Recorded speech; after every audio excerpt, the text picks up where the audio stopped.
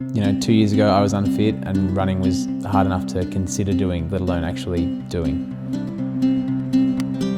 My name's Joel Anderson. I work as a logistics manager at Annex Products in Melbourne. For my work, I generally sit at a desk for 8 hours a day. When you're fairly heavy, it's easy to go into a spot of denial. Like, you know, I weighed myself 6 months ago and I weighed this much, so like I probably still weigh that much. But when I went to give blood one day and I was 118 kilos, it was sort of a bit of an eye-opener.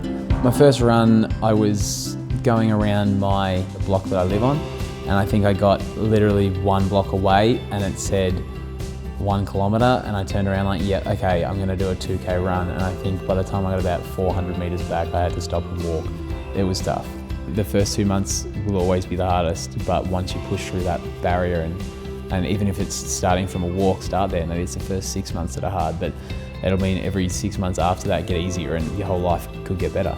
Numbers play a big part of my role. I look at spreadsheets literally all day. The idea of being able to track numbers and push yourself through the reviewing of your statistics is majorly important. Now, I stop more because I have to go home because I have to do something else, more so than I stop because I'm tired. And the quad lock armband, it just really enables you to use your phone on your run. It's just that ease of use. You can just click it on, start running, click it off when you need to, and back on it goes. There's no fumbling around.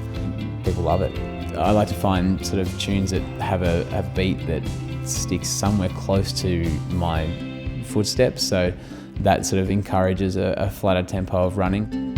People sort of think they do a handful of runs like I used to and think that, you know, this is really hard, and it is to begin, but it only gets easier the more you do it, and you've just got to sort of commit to do that. Just to start earlier and stick with it would be the two main things that I would suggest.